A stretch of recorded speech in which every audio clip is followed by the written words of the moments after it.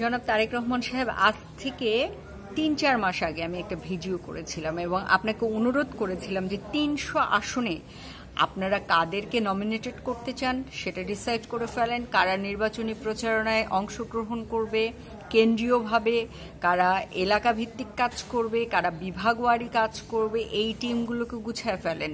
সবাই তো ভাই সংসদ সদস্য হবে না, কেউ তো সাধারণ কর্মীও থাকবে, তাদেরকে আপনারা ঠিক করে ফেলেন, ছোট ছোট কমিটিগুলো তৈরি করে ফেলেন।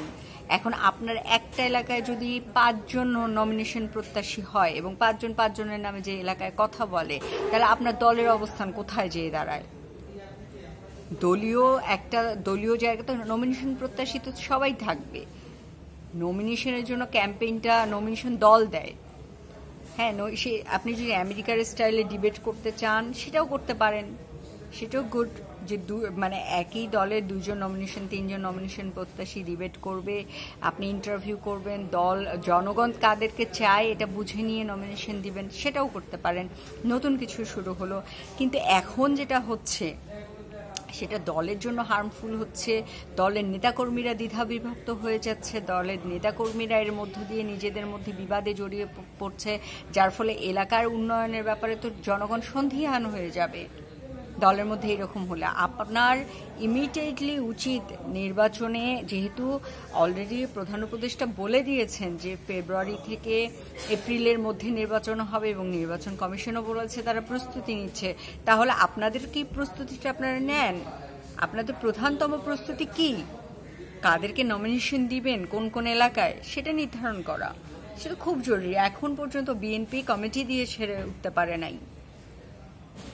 নির্বাচনের প্রস্তুতি অনেক বড় প্রস্তুতি, এবং এবারের নির্বাচন যদি সত্যিকার অর্থে নিরপেক্ষ, অবাধ, সুষ্ঠু হয়, তাহলে এটা একটা বড় চ্যালেঞ্জ মোকাবেলা করতে হবে। কারণ আওয়ামী লীগ, ধরে নিচ্ছি যে আওয়ামী লীগ ভোটে আসছে না, যদি আওয়ামী লীগ ভোটে না আসে তাহলে আওয়ামী লীগের ভোট ব্যাংক, ভোটাররা, যারা কর্মীর কথা বলছি না, আওয়ামী লীগের যারা ভোটার আছে তাদেরকে যে পক্ষ টানতে পারবে তাদের পক্ষ ভারী হয়ে যাবে। তাহলে তো আপনাকে এখন থেকে মাঠ পর্যায়ে কাজ করতে হবে। আমি তো দৃশ্যমান, মানে ব্যক্তি পর্যায়ে বিএনপির নেতাকর্মীরা হয়তো কাজ করছে, কিন্তু দলীয়ভাবে নির্বাচনের জন্য যে অর্গানাইজড ওয়েতে কাজ দেখার প্রত্যাশা করছি বিএনপির কাছ থেকে, এখন পর্যন্ত আমি সেটা দেখতে পাচ্ছি না। আমি আশা করি যে সেটা তারা শুরু করবে। অলরেডি এনসিপি মাসব্যাপী জুলাই পদচারণা করে যাই করুক, এটা তাদের এক ধরনের নির্বাচনী ক্যাম্পেইনই তো বলা যায়, তাই না? জামাত তো শুরু করেছে নির্বাচনী ক্যাম্পেইন করা, বেশ আগে থেকে করছে। তারা সব থেকে সাংগঠনিকভাবে যদি স্ট্রং কাউকে ধরা যায় সেটা হচ্ছে জামাত। তাদের চেইন অফ কমান্ড ভীষণভাবে কাজ করে।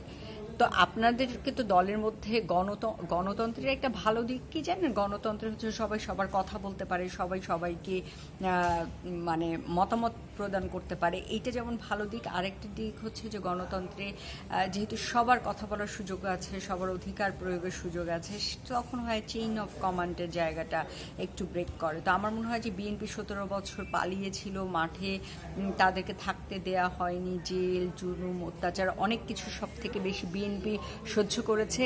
সেক্ষেত্রে বিএনপির অর্গানাইজড হতে একটু সময় লাগবে। বিএনপি যেহেতু জামাতের মতো করে কৌশল পাল্টিয়ে আওয়ামী লীগের মধ্যে থেকে নিজেদের অবস্থান ধরে রাখেনি, সেখানে একটা তো বিএনপি পিছিয়ে আছে। তো সব কিছু মিলে বিএনপিকে আসলে আমার মনে হয় নির্বাচনের কথা ফোকাস করতে হবে।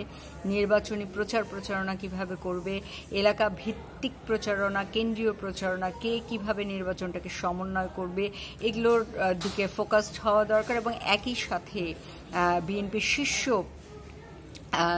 নেতৃবৃন্দর সাথে অবশ্যই নেতৃবৃন্দকে ডিসাইড করতে হবে এখনই ৩০০ আসনে কারা কারা নমিনেশন পাবেন। কারণ একটা এলাকায় যদি ৩ জন ৪ জন নমিনেশন প্রত্যাশী থাকে এবং আপনারা যদি একেবারে তফসিল ঘোষণার পর আপনাদের দেন, নমিনেশনগুলো মানে ডিক্লেয়ার করেন যে এই এলাকায়, তাহলে আমার মনে হয় নির্বাচনী ক্যাম্পেইনে আপনারা পিছিয়ে পড়বেন। তো আমি আশা করব যে আপনারা নির্বাচনের দিকে ফোকাসড হবেন।